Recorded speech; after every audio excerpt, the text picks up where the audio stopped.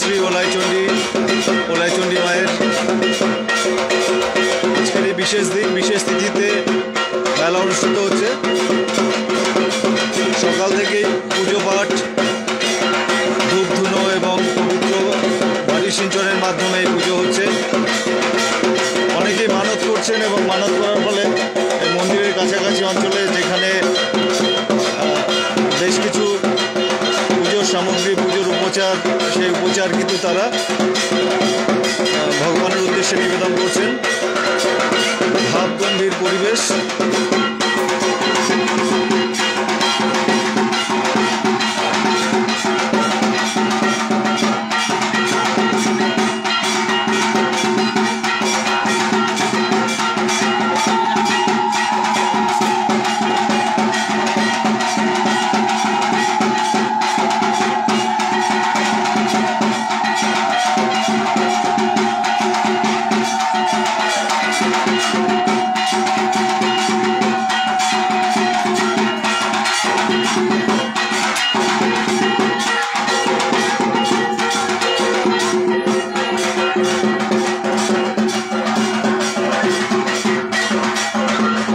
সন্ধে 6:10, আর আমরা আশা করছি আর একটু পরে এই মেলায় লোক সমাগম আরও বাড়বে, কারণ এটা খুবই পুরনো এবং ঐতিহ্যবাহী মেলা।